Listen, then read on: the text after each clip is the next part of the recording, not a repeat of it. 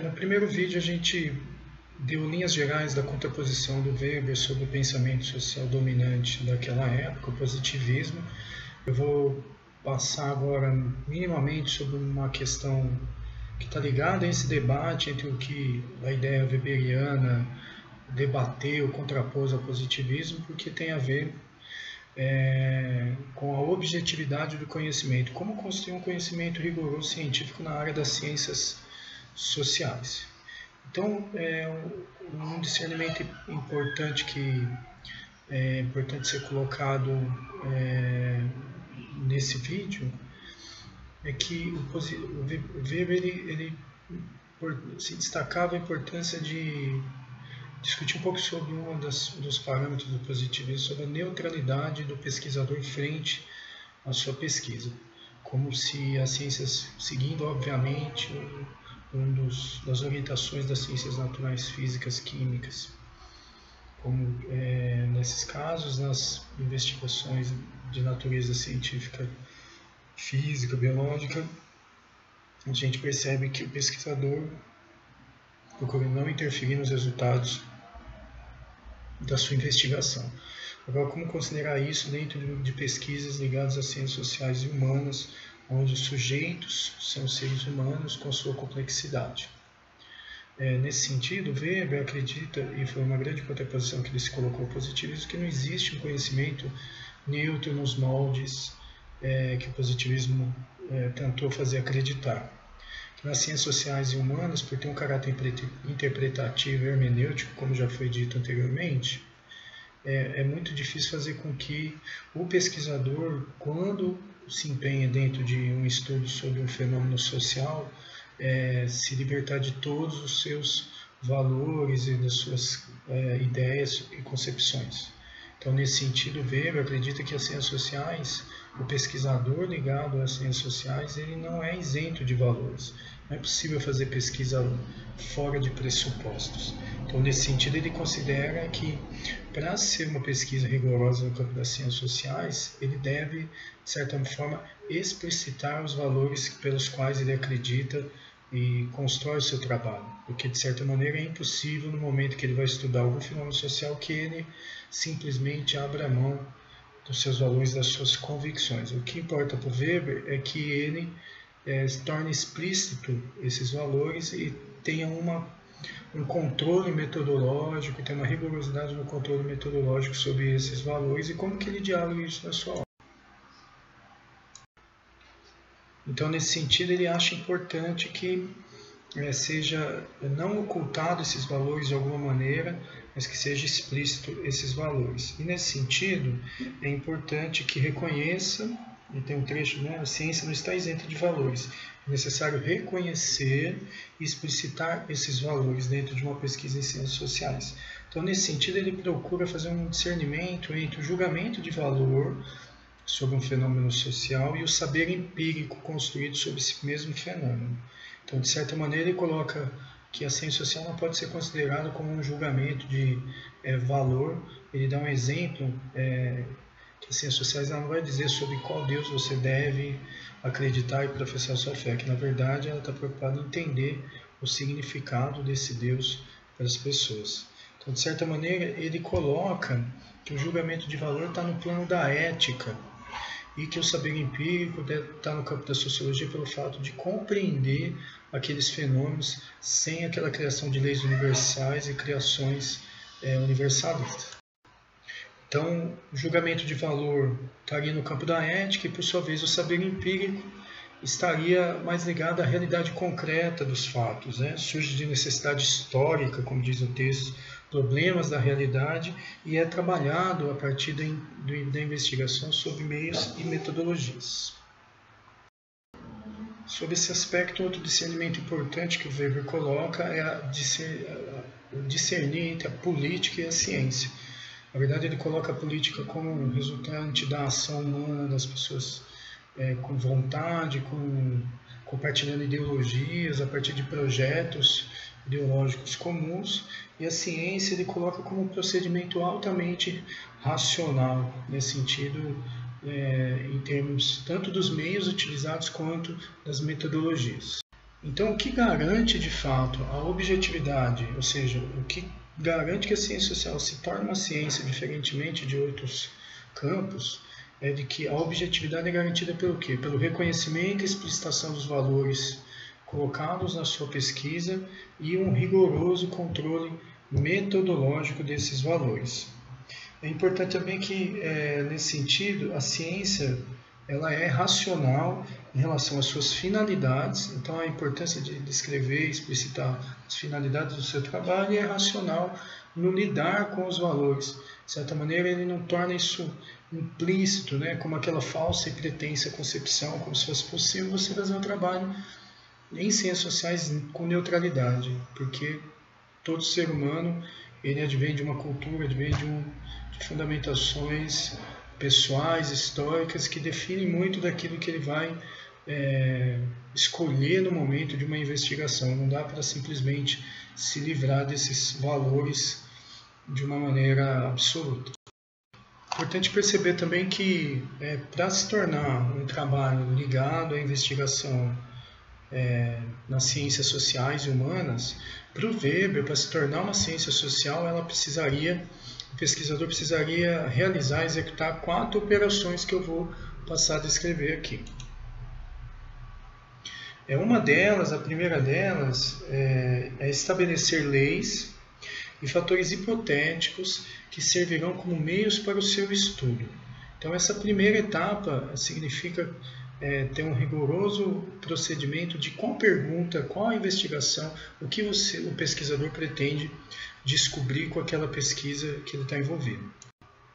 O segundo elemento é o que no texto, como vocês podem acompanhar, analisa e expor. O segundo procedimento seria o quê? Analisar e expor ordenadamente o agrupamento individual desses fatores historicamente dados e sua combinação concreta e significativa.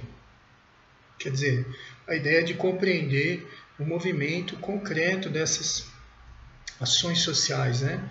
Então, se muitos sujeitos vão ao mundo do trabalho, têm que trabalhar, quais as razões que fazem com que esses sujeitos atuem, realizem, por que essas pessoas vão frequentar instituições religiosas?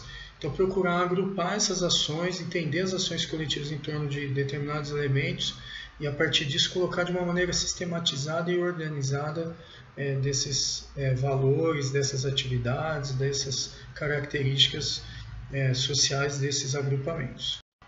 O terceiro passo tem a ver com o elemento histórico colocado. Então ele fala remonta ao passado para observar como se desenvolveram as diferentes características individuais daqueles agrupamentos que possuem importância para o presente e procura fornecer uma explicação histórica a partir de tais constelações individuais anteriores.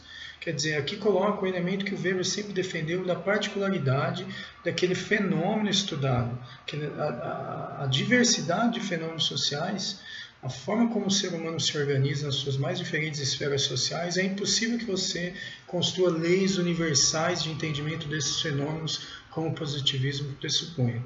Então, nesse sentido, ele recorre de que ao invés de haver leis universais daqueles fenômenos, como acontece com as ciências físicas e biológicas e químicas, na verdade ele coloca que quando se refere ao ser humano, pela sua complexidade, pela capacidade racional, pela cultura, é impossível que a gente construa leis universais, e por isso a necessidade de compreender os fenômenos dentro da sua particularidade, né, como um fragmento da realidade total. E por último, em termos desses passos, seria ver qual o desdobramento futuro desse fenômeno social descrito pelo sociólogo. Então, nesse sentido, tentar uma perspectiva não de receitas, mas de leis determinísticas, mas de posteriores desenvolvimentos, tendências, caminhos pelos quais esse fenômeno pode se desenvolver. Obviamente que quando a gente se depara e para pensar sobre como compreender os fenômenos sociais, quer dizer, como compreender o agrupamento das pessoas que vão a determinadas seitas religiosas, instituições religiosas, tentar compreender as razões de forma racional, procurando uma objetividade não positivista, mas de caráter interpretativo sobre esses fenômenos, é obviamente que é uma tarefa que exige muita experiência e capacidade desse pesquisador para de fato cumprir com essa rigorosidade proposta por Weber. Então, nesse sentido, ao levar de fato a sério essa área, ele fala que a sociologia, as ciências sociais, nada mais é do que a ideia de estudar os fenômenos culturais em todas as suas variáveis possíveis. Aqui tem um trecho do texto que fala: Weber afirma que as ciências sociais visam a compreensão de eventos culturais enquanto singularidades, particularidades. Quer dizer, não é uma ideia de descobrir a lei universal que rege a precipitação, ou então o movimento geral dos corpos celestes, ou a gravidade, que é algo que tem a sua lei universal independente dos contextos onde ela se desenvolve. Então, obviamente que quando a gente fala de fenômenos sociais, agrupamentos sociais, exige um cuidado maior do pesquisador, no sentido de uma generalização muito ampla acaba perdendo de fato uma descrição concreta de como esse fenômeno se desenvolve na história, na realidade concreta. E obviamente que, considerando essa complexidade de variáveis que existe dentro dos fenômenos sociais, para o Weber é impossível de fato você ter uma capacidade de levantar todos os elementos, todas as circunstâncias que definem determinado fenômeno social.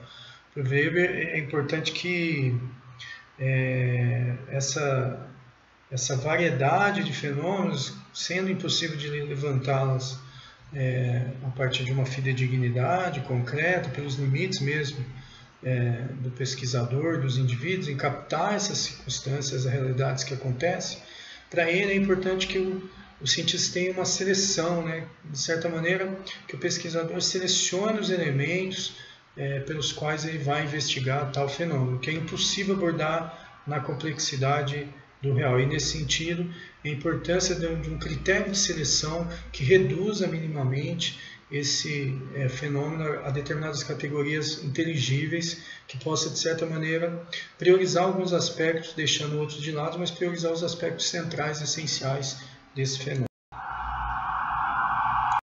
É importante pensar aqui também que, ainda com uma contraposição ao positivismo, que ele considera que todo fenômeno social, por isso que é impossível da gente tornar esse conhecimento neutro, que todo e qualquer fenômeno social, qualquer compreensão desse fenômeno está sempre arraigado, como ele coloca no início do texto, então ele coloca da seguinte maneira: a ideia de que a compreensão do fenômeno social pressupõe a recuperação do sentido, sempre arraigado temporalmente, é descrita uma Weltanschauung, eu não sei ler, mas o mais importante é o quê? Que coloca esse fenômeno sempre a partir de um contexto histórico-social.